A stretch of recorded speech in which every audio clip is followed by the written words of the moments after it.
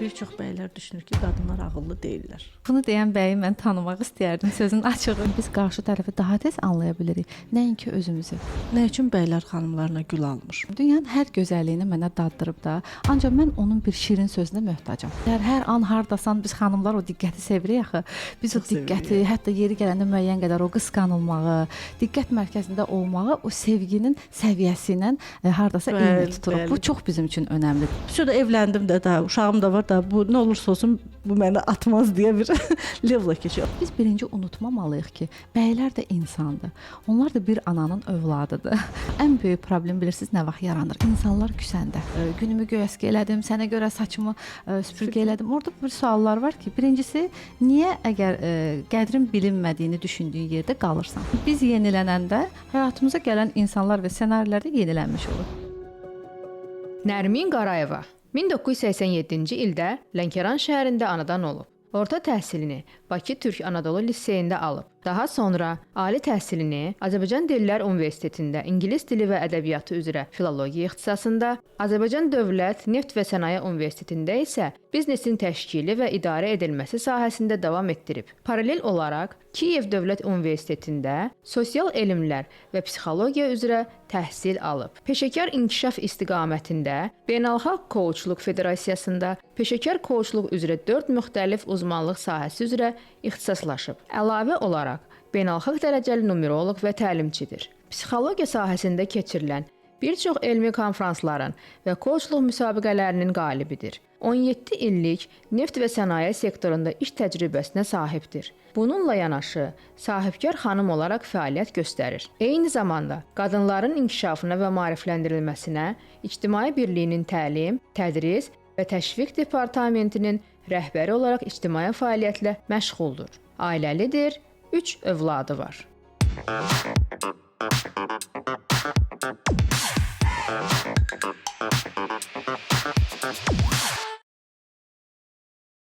Nərmin xanım, xoş gördük. Xoş gördük Aytən xanım. Nərmin xanım, nə üçün bəylər xanımlarına gül almır? Belə deyim Aytən xanım, insanlar və münasibətlər fərqlidirlər. İnsanların münasibətlərə yanaşması, münasibətlərdə gözləmələr də, gözləntilər də fərqlidir. Dolayısıyla biz burada baxmalıyıq, bəy necə bir ailədə böyüyüb, bəy özünü necə yetişdirib və xanım necə bir ailədə böyüyüb, necə bir xanım halına gəlib çıxıb, yəni necə yoğrulub. Gül almaq, hədiyyə almaq, bu elə bir məqamdır ki, bu sevgini göstərməklə əlaqəli bir, belə deyərdim, bir amildir. Dolayısıyla hədiyyəni qəbul etmə qabiliyyəti də olmalıdır qadında, o hədiyyəni almaq üçün. Burada bir çox məqamlar yatır, o barədə də açarıq, danışarıq istəsəz. Belə deyim, bir xanım əgər bəydən gül gözləyirsə, əslində o bəyin sevgi dilinin, sevgi göstərmə şəklinin gül və yaxud hədiyyə vermək olmasını arzulayır deməkdir. Bəli. Demək ki, həmin xanım bəyin sevgisini, diqqətini, şəfqətini ona hədiyyə verməsi ilə ölçür. Aha. Bəli. Dolayısıyla bəy niyə verir, niyə vermir gülü və yaxud hədiyyəni məsələsinə gəldikdə isə belə izah eləmək olar onu ki, ola bilər ki, məsələn, bu yaxınlarda bir dəyərli xanımla söhbət eləyirdik. Xanım bildirir ki, bəy məni çox sevir və danışdığı ətraf mövzuların hamısından bilinir ki, bəy səmimidir, doğrudan xanıma dəyər verir, gələcəklə bağlı ciddi planlar var. Sadəcə xanım bildirir ki, mən gül almağı, həqiqətən də yerinə düşdü sualınızda, xanım gül almağı çox sevir. Aha. Bəli, deyir, hər gün gül almaq istəyirəm. Mən böyük bir hədiyyələrdə gözüm yoxdur, ancaq gül mənim zəif yerimdir də.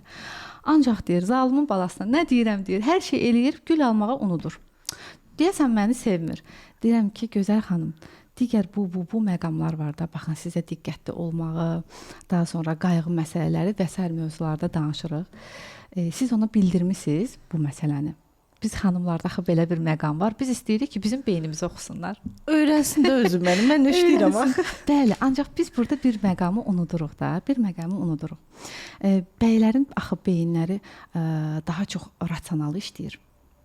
Bəli, yəni bu nə deməkdir? Yəni, biz bəzi məsələlər var ki, onlara açıq deməliyik. Bir dəfə deyilir əslində, Aha. amma tam deyilmir də mənə gül al. Gül alsaydın yaxşı olardı. Yaxşı olardı. İndi dediniz, elədi. Əgər eləmədisə, bunu artıq o qadın o cilvəsimi deyim, qadın artıq şirin dilimi deyim.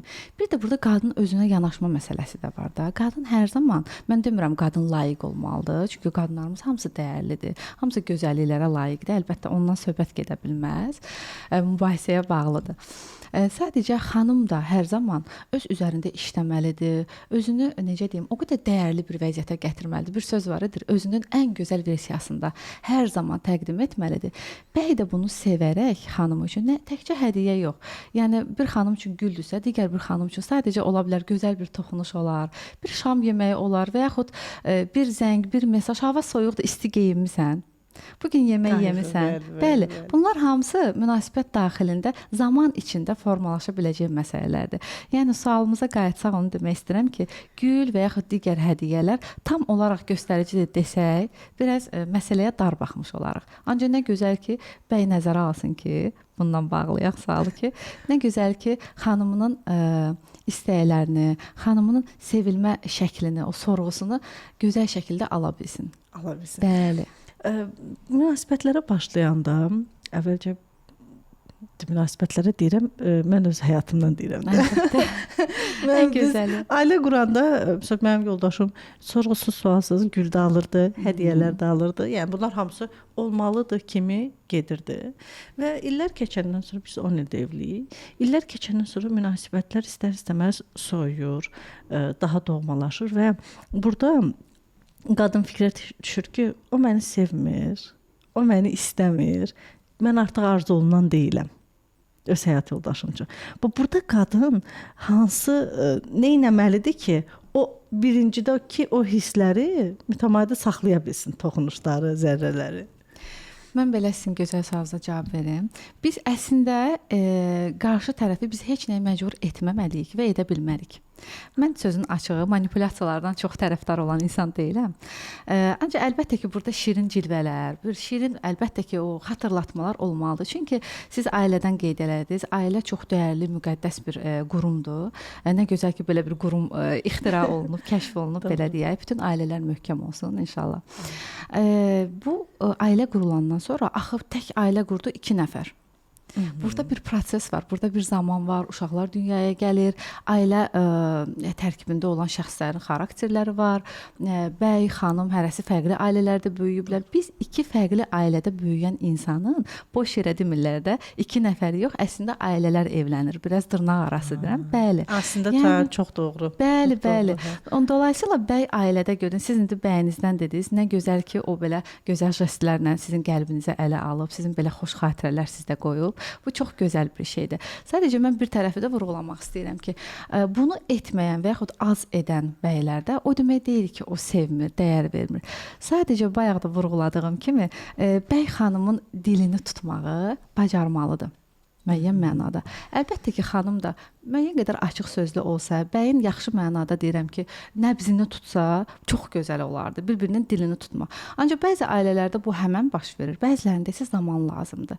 Və sizin dediyiniz kimi bir zaman sonra bunların müəyyən qədər azalması əslinə baxanda həm normaldır, həm də deyil. Belə bunu izah eləyə bilərəm ki, normaldır o baxımdan ki, gəlin açıq danışaq da, bəylər adətən ovçu xarakterlidirlər. Yaradılışdan əldə etmək həvəsi, əldə etmək o içgüdüsü belə deyək, onlarda o qədər güclü olur ki, onlar hər nə vəclə sevdiyi, bəyəndiyi, türklərin gözəl bir sözü var, gözünə kəsdirdiyi xanımı əldə etmək istəyir və bu çox gözəl bir belə deyək, yanaşmadır və onlar bunun üçün hər şey eləyirlər. Əllərindən nə gəlir, istər gül olsun, gözəl jestlər, diqqət.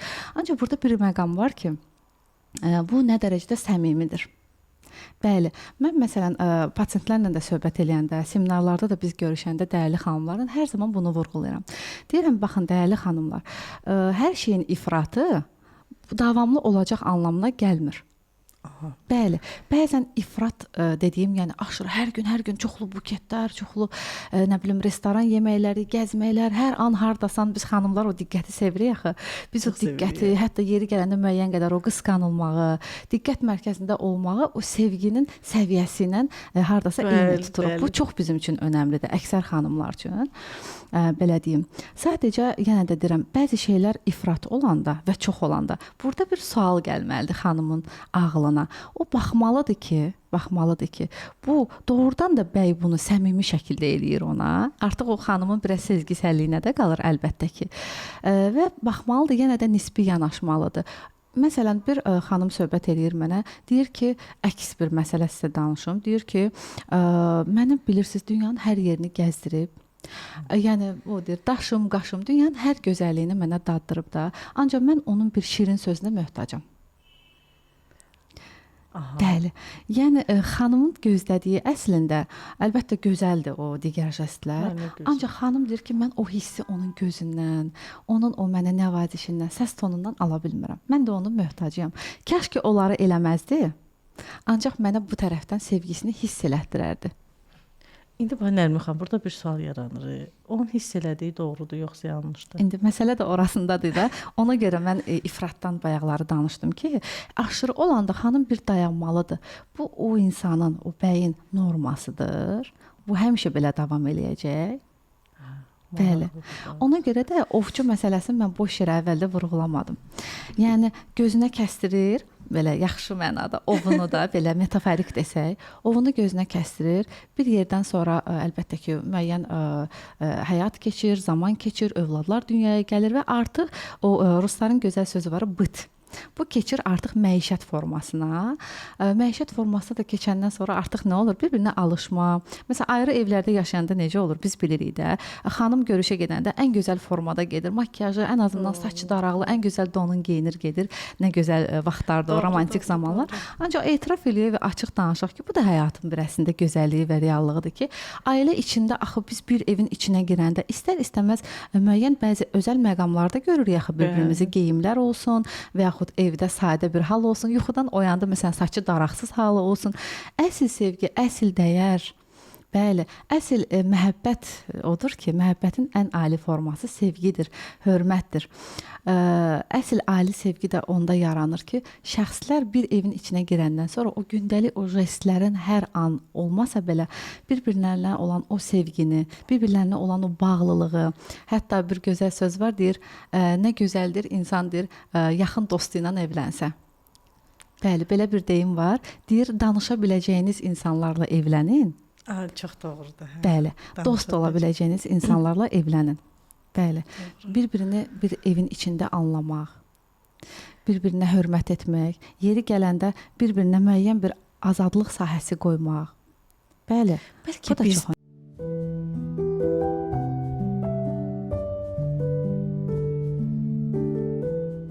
Çox dəyərli izləyicilərimiz, mən sizə çox təşəkkür edirəm izlədiyiniz üçün, kommentlər bildirdiyiniz üçün, kanalımıza abunə olduğunuz üçün. Amma biz aylıq statistikalara baxırıq. Aylıq statistikalarla heç də bizim rəqəmlərimiz düzgün gəlmir. Baxırıq ki, izləyici sayı, izləmələrimiz real daha çoxdur, amma izləyici sayında isə rəqəmlərimiz artmır. Rəqəmlərimizin artması isə birbaşa bizim gələn qonaqlarımıza, əməkdaşlarımızın çalışmasına, bizim özümüzün fəaliyyətimizin davam etməsinə təsir göstərəcək. Bu sizin üçün çox sadəcə bir düymə basması ola bilər, amma bizim üçünsə böyük bir əhəmiyyət kəsb edir. Hər birinizdən çox xahiş edirəm. Bizə dəstək olmaq üçün mütləq şəkildə kanalımıza abunə olun. Kommentlərinizi həmişəki kimi əsirgəməyin və bu yolda bizi tək qoymayın. Təşəkkür edirəm sizə.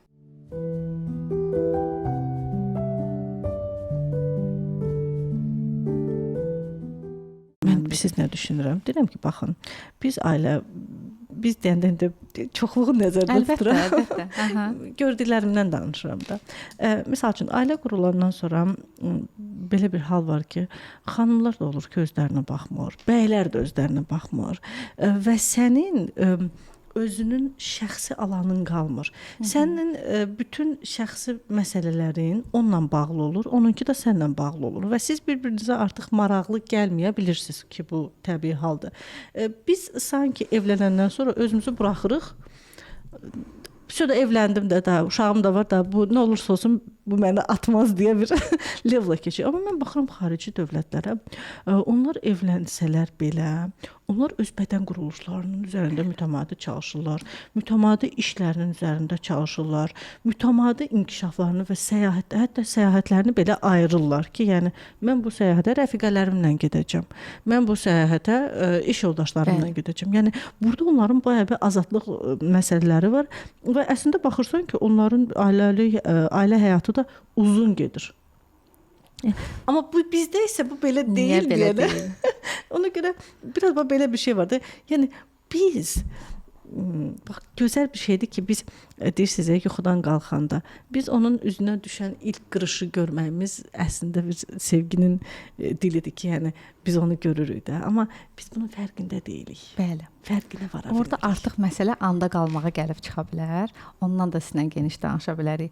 Dediyiniz məsələyə gələndə Aytən xanım, nə gözəl ki, insan ailə içində öz yarı ilə, öz seçimi ilə, belə deyək, o dediyiniz ilk qırış, saçın ilk ağarması, nə bilim o şirin, acılı, şirinli o həyat sancılarını deyək də, bərabər əl-ələ. Zaten ona görə də dünyanın heç bir yerində olmayan o söz birləşməsi bizdə var, həyat yoldaşı.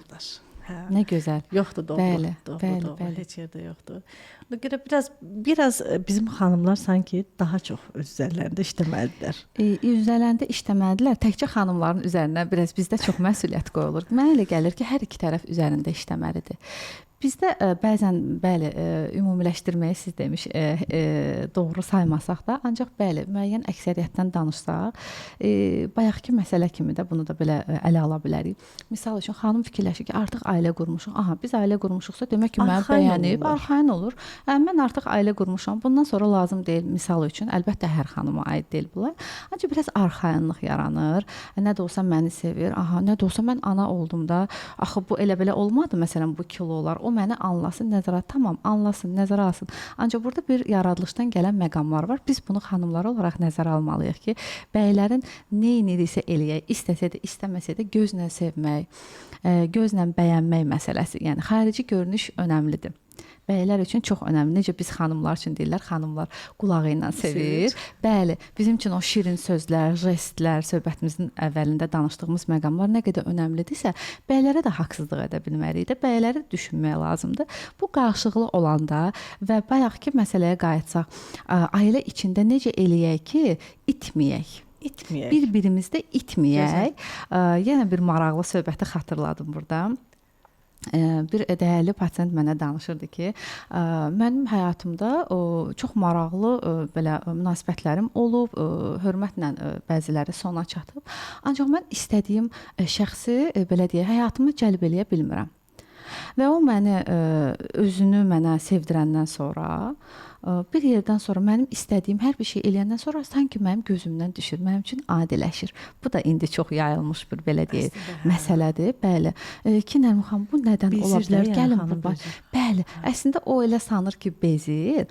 Sadəcə biz fərd olaraq özümüzlə tamamlanmasaq, bəli, özümüzlə tamamlanmasaq, özümüzdə olan belə deyək, bəzi evliliklər var ki, insanlar boşanma həddinə gəlib çıxırlar. Ancaq boşanmırlar. Neynirlər? Gedirlər ailə danışmanları var, terapistlər var. Bunlar nə üçün var? Bəzən belə bir cümlə ilə fikrimi ifadə edeyim. Aytən xanım, bəzən biz insanlar, fərqi yoxdur, xanım və ya bəy, bəzən biz özümüzlə tamamlana bilmədiyimiz üçün, bəzən biz indi məşhur söz var da, travmalarımızı, çətinliklərimizi, o ilişib qaldığımız məqamları həyatımızda həll etmədiyimiz üçün bizə elə gəlir ki, o ağırlığın içində o qədər qalırıq ki, bizə elə gəlir ki, qarşı tərəfdə bizə bir yükdür. Halbuki bəlkə də diqqətlə baxsaq, bir sakitləşsək, bir nəfəs alsaq, yəni bunu geniş anlamda deyirəm, özümüzlə məşğul olsaq, ola bilər bir müddət, məsələn, bir həftə, 2 həftə baxır artıq münasibətlərin gedişatına, fasilə verə bilsək, dayananda hər şey çox aydın olur. Mən həmişə deyirəm, bizə elə gəlir ki, biz bir məqama və yaxud bir əşyaya yaxından baxanda onu yaxşı görürük. Ancaq əslində biz bir qədər özümüzə icazə verəndə kənardan baxaq, onda bütün detallar o qədər aydın görünür ki. Çox doğru. Bəli, biz durduğumuz yerdən ətrafı, o detalları görməyə bilirik. Və bu normaldır. Biz insanıq. Burada o qədər faktorlar var ki, özəlliklə xanımlar bilirsiniz də, o qədər hormonal dəyişikliklər olsun, ana olmaq olsun, iş xanımı olmaq, müxtəlif məsələlər bizim o belə deyək, beynimizi qarışdıra bilər, hisslərimizi çaşdıra bilər. Bunlar hamısı həyatın içində var. Biz bunların üstünü örtməklə, bu problemləri görməzdən gəlməklə onları yox saya bilmərik. Ən gözəli burada, ən gözəl tövsiyə fərdlərin ayrı-ayrı öz üzərlərində işləməkləri, bir yerdə müzakirə etməkləri, yeri gələndə bəzən eybi yoxdur, qoy dalaş, ancaq danış. Dalaş amma Bəli, danış. dalaş, ancaq danış.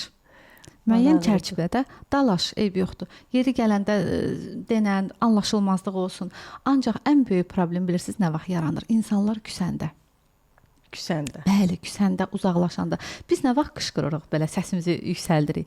Əslində bunun psixoloji açıqlaması odur ki, biz düşünürük ki, qarşımızdakı bizi eşitmir. Doğru. Bəli, biz eşidilmək istəyirik. Məsələn, xanım var, deyir ki, mən 4 övlad anasıyam. Düşünün nə böyük bir əməkdir, nə böyük bir özveridir. Doğrumu? Yəni. Biz analar bunu gözəl başa düşürük də hər baxımdan. Xanım deyir ki, mənim yoldaşım maddi və s. hər baxımdan məni çox gözəl təmin eləyir. Gözəl insandır, sadiq həyat yoldaşdır, yaxşı atadır. Sadəcə mən bəzi romantik məqamlar var ki, jestlər var ki, məni qane etmir. Bəli, məhz o da jest baxımından danışdı. Ancaq deyir, anlaya bilmirəm və haqsızlıq da etmək istəmirəm də. Çünki gözəl tərəflərini bildirdi yoldaşının. Mən deyir, özümdə bir məqamdır, tutmuşam, anlamışam ki, mənim deyir, yoldaşım bəyim evə gələndə deyir, yeməyini verirəm, hər şey yerində, yaxşı mənə münasibət. Ancaq mən onun yanında başlayıram uşaqlarıma acıqlanmağa, ucadan danışmağa. Məsələn, o evdə olmayanda mən o qədər aqressiv danışmıram. Müşahidə edib özünü. Bəli, özünü müşahidə necə gözəldir ki, özünü kənardan görə bilir və bunu anlamağa çalışır insan. Biz anlamağa çalışanda və anlatanda hər şeyin açarını tapırıq əslində.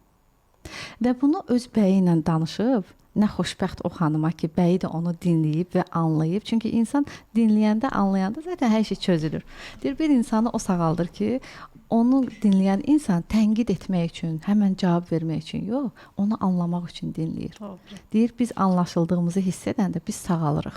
Necə gözəldir. Gözəl sözdür. Bəli, bəli. Çox. Onun üçün də onun bəyi də sağ olsun. Onu dinləyib, anlayıb və başa düşüb ki, xanımına emosional anlamda doyumluluq vermir. Bəli. Yenə də mən bəyləri qınamaq anlamında bunu demək istəmirəm. Bilirsiniz niyə? Çünki o da insandır. Biraz tendensiyalar bizdə belə inkişaf edir ki, xanımların daha çox tərəfini tuturlar. Biraz bəylərə tələbkarlıq çoxdur da. İşləsin, qazansın, mənə hədiyyə eləsin, yaxşı ata olsun. Biz unuduruq ki, Çox yükləmişik biz bəylər biz əslində.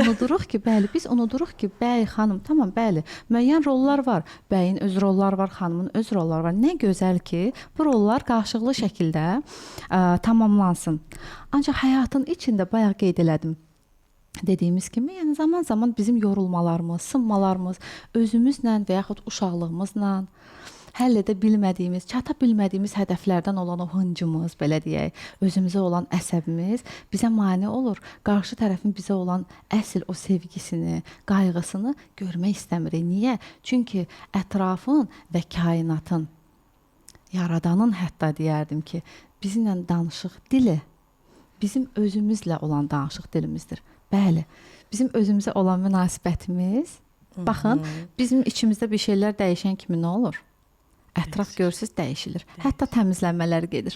Çünki bu ətraf, ailə, həyat, dostluqlar, bütün münasibətlərə bunu aid eləyə bilərik zənnimcə. Hər bir şey bizim özümüzlə əlaqədardır. Nərmin xanım, bir dənə mən istəyərdim bunu açasınız ki, baxın, deyirsiniz ki, kainatın bizlə danışıq dili, bizim özümüzlə danışıq dilimizdir. Bəli. Mən bu sözü birinci dəfə də eşidirəm burada. Bəli. Nərmin xanım, bu nə deməkdir? Yəni istəyərdim bunu açasınız biraz. Yəni biz özümüzə necə davranırıqsa, tutaq ki, bir insan özünə hörmət etmir. Öz qoyduğu qaydalara öz həyatında əməl etmir. Sərhədləri yoxdur. Kim necə istəyir ondan faydalanır. Heç kəsə yox deyə bilmir. Özünü həyatının mərkəzinə qoymayıb. Bəli, bu çox önəmli məqamdır. Özünü mərkəzə qoya bilməyib. Dolayısıyla necə olacaq? Bu insanın həyatına gələn insanlar, hətta həmişədən odur, binəyi qədimdən həyatında olan insanlar, ailə üzvləri daxil, hamı nə edəcək? Hamı başlayacaq, sərhəd yoxdur axı, haçan istəyirəm, gələrəm, nə istəyirəm, götürərəm, gedərəm kimi yanaşacaq. Ona görə deyirəm ki, biz amma o nazik şəkildə yoxlarımızı da deyə biləndə, biz o sərhədlərimizi də qoyanda deyəndə ki, bir dəqiqə, mən indi özümlə məşğulam. Mən tamamlanma periodundayam. Mən bu məqsədimə çatmalıyam. Bugün səninlə görüşə bilmərəm. Olar məsələn biz bunu bir həftə sonraya təxirə salaq. Əgər bizim dönüşüm prosesimizdə bunu da əlavə eləyim. Bunu şəxsi təcrübəmdən də sizinlə paylaşım. Biz dönüşüm prosesində olanda bizim o biraz gərgin, biraz o dəyişəndə bilirsiniz də sancılı prosesdir. O prosesdə dözə bilməyənlər bizə, onlar bizim həyatımızdan çıxmağa məhkumdular. Niyə? Çünki həyatımızda olan insanlar, hadisələr hər biri bizə dırnaq arası deyirəm, xidmət etmək üçün həyatımıza gəlirlər. Buna dözə bilməyənlər, bizdən faydalanmaq istəyənlərdir və yaxud bizi manipulə edənlərdir əslində. Biz də bunun fərqində olmuruq. Çünki bizi gerçəkdən doğrudan sevən, dəyər verən insanlar bizim o dəyişim, dönüşüm, bizim o özümüzə qayıtma, inkişaf dövrümüzdə qoymazlar ki, nəysə bir incəlik olsun, problem olsun. Qəbullanacaqlar. Bəli, qəbullanacaqlar, səbirlə gözləyəcəklər. Hətta belə deyim, ön sırada bizə onlar alqışlayacaq. Çünki bizi doğrudan sevirlər. Özləri faydalanmaq üçün yox, bizə yaxşı olsun deyə. Yəni istifadə etməyəcəklər, amma əslində bu təmənnasız sevgidir bu. Təmənnasız sevəcəklər. Sənin hansısa xarakterinə görə yox, səni sən olduğuna görə sevəcəklər. Ən saf, ən dürüst sevgi doğrudan da odur. Çünki heç kəs ideal deyil, ideal olmağa da bir məcburiyyətimiz yoxdur. Əgər mən həmişə deyirəm, gənc xanımlarla danışanda deyirəm ki, mən necə başa düşüm, o məni doğrudan sevir. Deyirəm, səni dəyişməyə çalışır.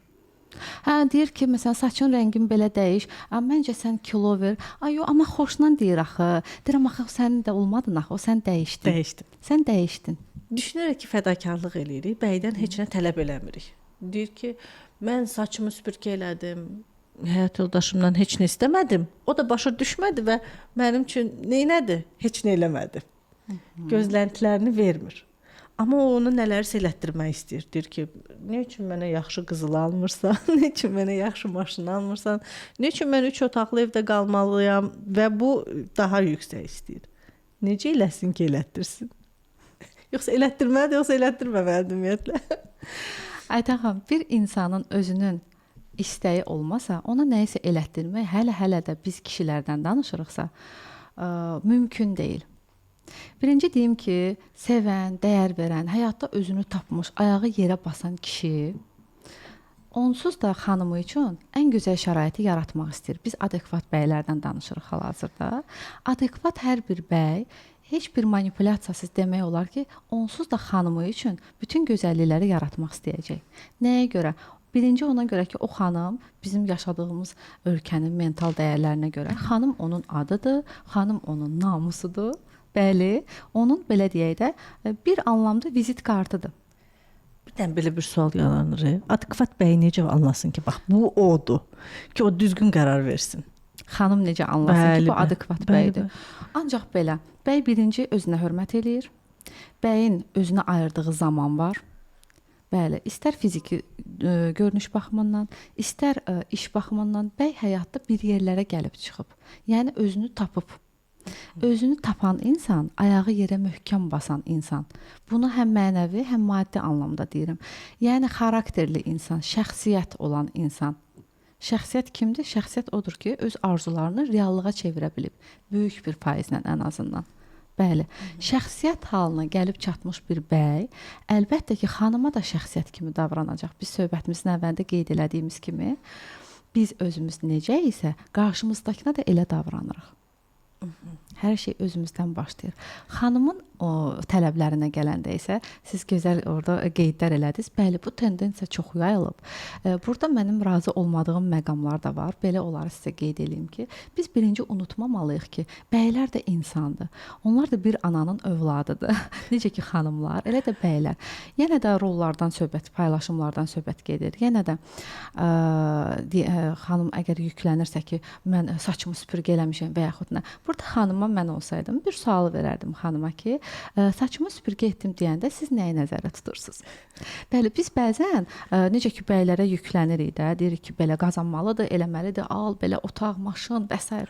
Mənim üçün biznes elə belə. Tamam, bu bəy insandır da, bu bəyin də belə deyir, super gücləri yoxdur ki, o da müəyyən xanım da ailə quranda bilir ki, kimlə ailə qurur. Yəni burada biraz insafla yanaşmaq lazımdır qarşı tərəfə. Əgər mən belə yanaşardım ki, əgər biz görürük ki, qarşımızdakı insan əlində olan imkanlarını böyük bir faizlə onsuz da xanımı üçün, ailəsi üçün sərf edirsə, onun üçün müvafiq şəraiti yaradırsa, imkanları daxilində, əlindən gələn ən yaxşısını eləyirsə, bundan artıq sırf bəydir deyə yüklənib ki, yox, sən borcunu da eləməlisən. Bu artıq bilirsiniz hara gətirib çıxarır? Sevginin ölməsinə, hörmətin ölməsinə, o pərdə deyirlər bizdə.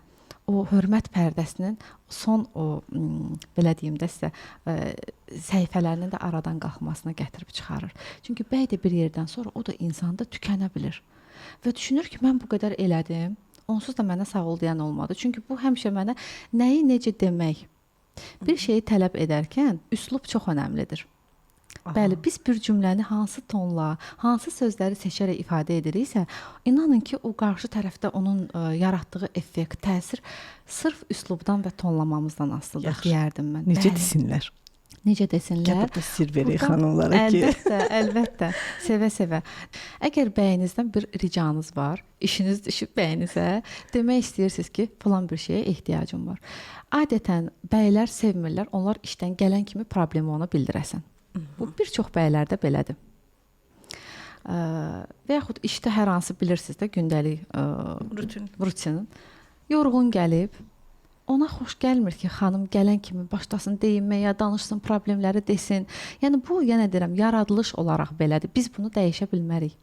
Ona görə daha səbirlə, daha həlim və zamanını gözləyərək, doğru zamanlama və doğru üslub bəylərlə ünsiyyətdə, bəydən istədiyimizi, belə deyim də, görməkdə, almaqda çox önəmli məqamlardır. Burada neynəsin? Bax, Nərmin xanım getsin, səs tonunu dəyişsin, bir gözünə sürmə çəksin. Bax, siz nə sir verərdiniz ki, bax, bu sirri eləyin, bu texnika işləyir. Burada tək bir texnikadan danışsaq, bilirsiniz, ümumiləşdirmə olacaq. Bəli, düz gəlməyəcək. Çünki kiməsə uyğun olacaq, kiməsə yox. Doğru. Bəli, ona görə də yenə də mən ancaq onu deyə bilərəm ki, öz bəyinin dilini tapmalıdır ki, elə bir bəy var ki, misal üçün, o xoşdur ki, xanımı naz eləsin. Ünsiyyəti azalan kimi, bilirəm, bu manipulyasiyadır. Ünsiyyət azalan kimi bəyin diqqəti artır. Niyə? İtirmək istəmir. Bir anlıq ona siqnal çatır ki, aha, nəsə diqqət göstərmədim, nəyisə unutmuşam. Özü həmən başlayır o boşluğu doldurmağa. İnsan da var ki, nə qədər sus, yenə də anlamayacaq. O elə başa düşəcək ki, sənin ürəyin danışmaq istəmir. Ona görə də xanım bəyini yaxşı tanımalıdır. Artıq o xanımın üzərinə düşən məsələlərdir ki, xanım da bəyini yaxşı tanımalıdır. Müşayiət etməlidir. Onda yaxşı müşayiətçi olsun. Yaxşı müşayiətçi olmalıdır. Onun dilini tapmalıdır və heç zaman unutmamalıdır ki, bəy də bir insandır. Bir də nə edə bilər? Mən indi belə ağlıma gəldi. Bax, soruşum sizdən, siz deyirsinizsə belə eləyir. Bundan öncə necə istəyib, hansı formada istəyib və ona istədiyini alıb. O metodu təkrarlaya bilər də yəqin ki. Əlbəttə ki, əlbəttə ki. Qışqıraraq yox, məsəl üçün daha mülayim deməklə. Nərmin xanım, bax, dövrümüzün belə bir, mən deyərdim ki, həqiqətən problemi var. Bir çox bəylər düşünür ki, qadınlar ağıllı deyirlər. Ağıllı qadın necə olmalıdır ümumiyyətlə? Bəylər düşünür ki, xanımlar ağıllı deyirlər. Aha. Bunu deyən bəyi mən tanımaq istəyərdim, sözün açığı. Çünki çox iddialı bir sözdür. Bilirsiniz də, dövrümüz o qədər inkişaf eləyib ki, xanımlar o qədər üzərlərində işləyirlər ki, həddindən artıq. Yəni istər ailədə olsun, məişət işlərində, istər biznesdə olsun, xanımlarımız hal-hazırda çox belə təqdirə layiq işlər görürlər. Bunu mütləq vurğulamalıyıq. Həqiqətən mən də. Bəli, yəni bir xanım olaraq da, bir insan olaraq da bunu biz deməliyik, üzərindən keçə bilməliyik. Ağıllı xanım necə olmalıdır? Ağıllı xanım tamamlanmış xanım olmalıdır. Nə istədiyini bilən xanım olmalıdır. Dəqiq olaraq bilməlidir. Səhvlərindən nəticə çıxaran xanım olmalıdır. Aha. Bəli. Həyatda özünü tapmış xanım insan olmalıdır. Tamamlanmış deyəndə biz nə deyirik? Yəni mən necə tamamlanım? Mən necə bilim ki, mən tamamlanmışam? Yoxsa yox. Siz onu hiss edəcəksiniz o nöqtəyə gəlib çatanda. Nə vaxt ki biz narahatıq, nə vaxt ki biz başa düşürük ki yerimizdə deyilik. Nə zaman ki biz bilirik müəyyən qabiliyyətlərimiz var iş anlamında desək, ancaq biz məsələn lazımı orada qazancımız yoxdur, özümüzü öz qabımızda hiss eləmirik. Bunlar artıq ruh bizə o barədə məlumatlar verəcək də, gözə görünməyən siqnallar gələcək. Biz o zaman demək ki tamamlanmamışıq, yerimizdə deyilik. O proses pika çatanda, xanım tamamlananda, bəli, onu hiss edəndə biz anlayırıq ki, bəli, xanım ağıllı xanımdır. Niyə? Çünki özünü tanıdı. Öz tələblərini dəqiq şəkildə bildi. Belə bir söz var. İnsanın özü ilə əlaqəsi. İnsanın özü ilə əlaqəsi. Bəli. İnsan hər zaman özü ilə, öz daxili ilə əlaqədə olmalıdır. Bu çox önəmlidir. Qəşəng bir yerdir bax. İnsanın özü ilə əlaqəsi. Bəli. Biz o qədər öyrəşirik ki, Aytan xanım, kənar ünsürlərə, kənar insanlara, ətrafdan onu deyəcəklər, belə baxacaqlar. Aha, standartlar belədir. Hamı məsələn belə bir bədən ölçülərində olmalıdır. Hamının misal üçün ən son model iPhone həmən almalıdır. Hamıda belə marka maşın olmalıdır. Misal üçün də bunlar ətrafın bizə marketinqin gətirdiyi müəyyən qəliblərdir, doğrumu? Ancaq insan var ki, həqiqətən bunlara ehtiyacı yoxdur. Dolayısıyla ehtiyacın olmadığı halda həyatına gətirdiyin insanlar, hadisələr, ünsürlər bunlar nəyi göstərir? Özünlə əlaqənin olmadığını. Özü ilə əlaqəsi qırılan insanda istər xanım, istər bəy olsun, fərq etmir. Bu zaman nə baş verir? Ziddiyyət. Sənin ruhun sıxır. Aha. Sən başa düşürsən ki, sən burada olmalı deyilsən. Ya missiyanı yerinə yetirmirsən, ya da özünlə əlaqəni itirmirsən. İtmisən də. Bəli, itmisən. Nədə itmisən? O sənə yeridilənlərin içində itmisən. Ancaq özünə qaydanda, sadələşəndə, özünlə səmimi olanda, istər kölgə tərəfini tanımaqdan söhbət getsin, istər özündə həmişədən o bildiyin məqamlarla olsun. Fərq etmir. Hər bir halda özünlə tanıyanda, özünü tanıyanda, özünlə üzləşəndə, səmimi olanda dəqiq biz o yola gəlib çıxırıq ki, biz nə istəyirik? Bunu bir his kimi izah etsəydik də, bu hansı hissdə biz özündən tanımağı biz müşahidə edə bilirik? Varmı bu belə? Əlbəttə.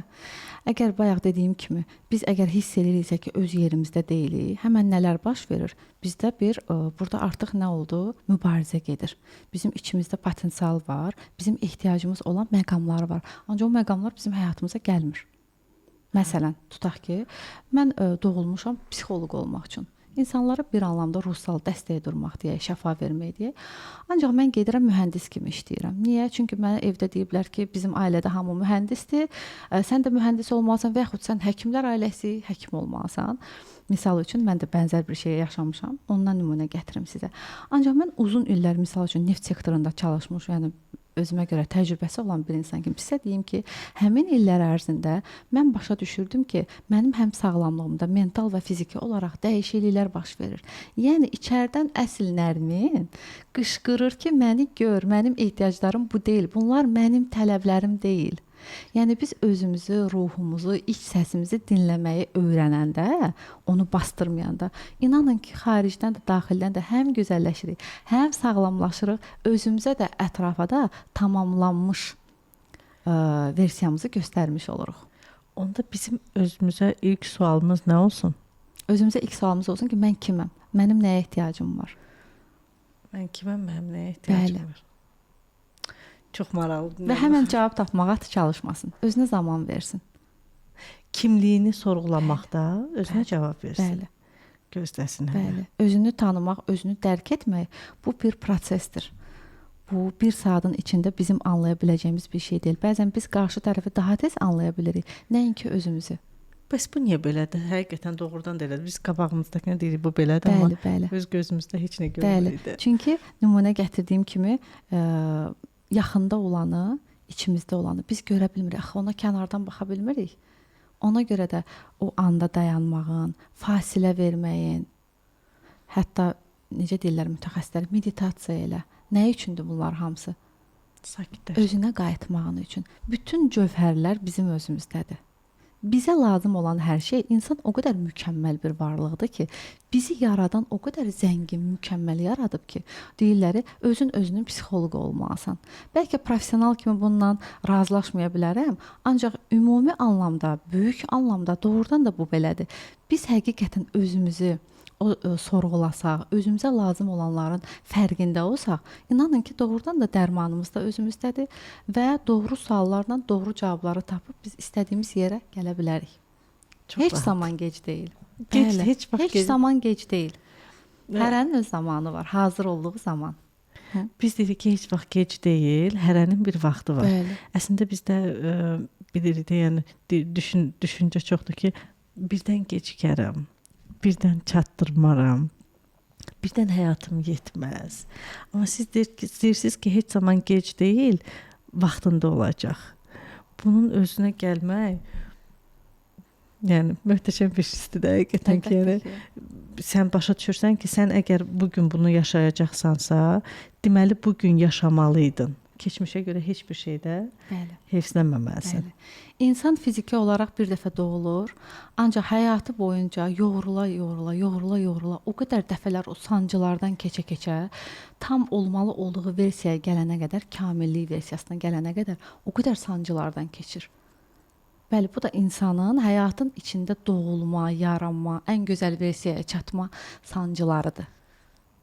Belə də olmalıdır. Belə də olmalıdır. Burada bir məqam var. Buna da hazır olduğumuzda həyat bizə onu yaşadır.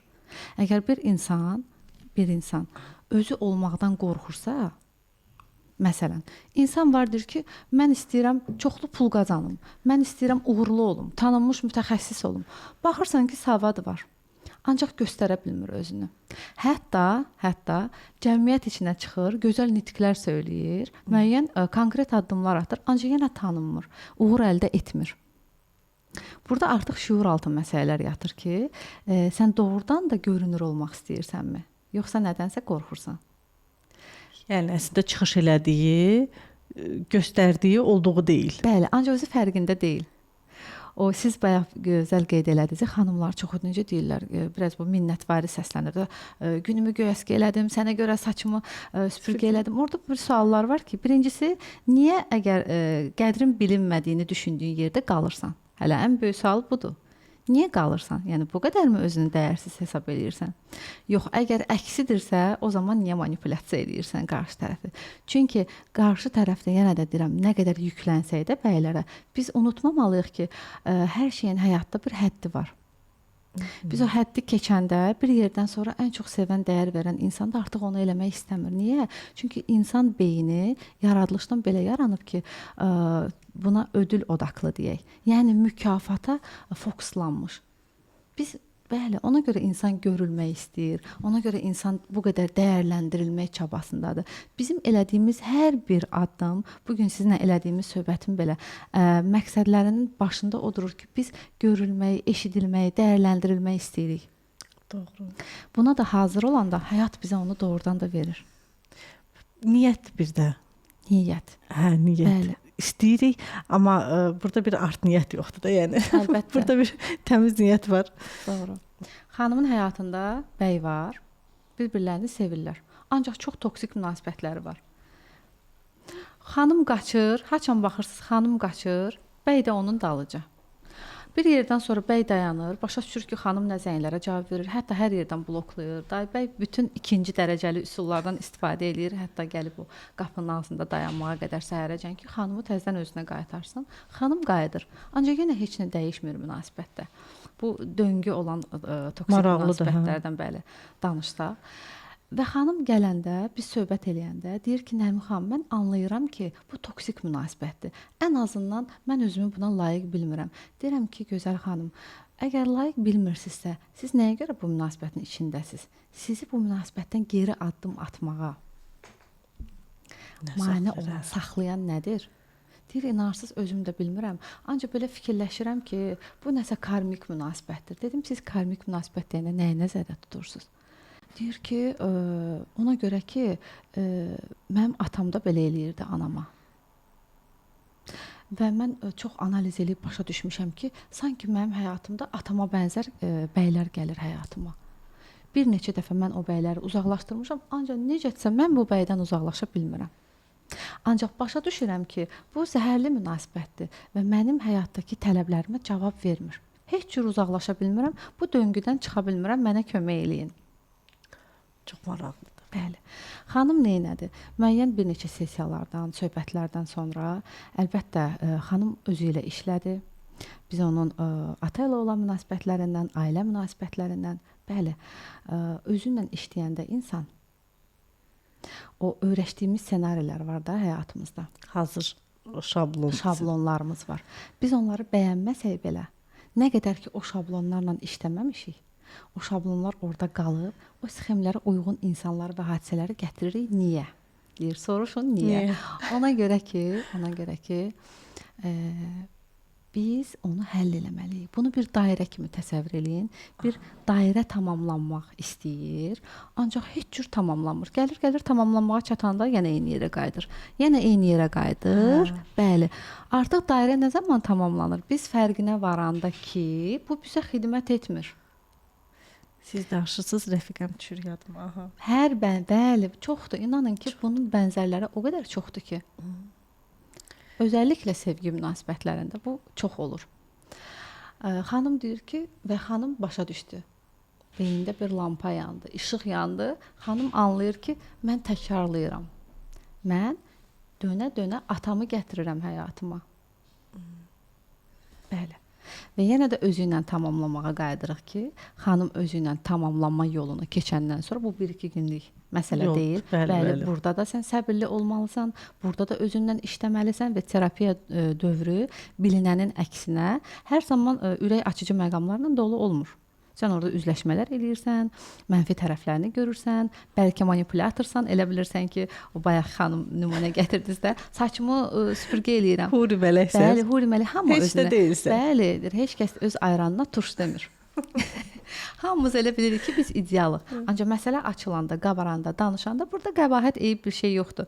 Müzakirə olunanda yetər ki, insan bunu qəbul etməyə hazır olsun. Biz səhvlərimizi, o inkişafa belə deyək də, meyilli tərəflərimizi görəndə, qəbul eləyəndə onlarla işləmək də asan olur. Onları düzəldib yeni həyata addım atırıq.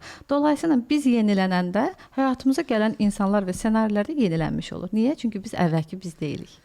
Biz hamımız yaxşıyıqsa, baxaq görək pis kimdir? Bəli, böyük sualdır, həqiqətən. Nərmin xanım, bizə oradan Hüseyn neçə dəqiqə göstərdi? 2 dəqiqə göstərir. Vaxt çox tez keçdi. Vaxt həqiqətən çox tez keçdi.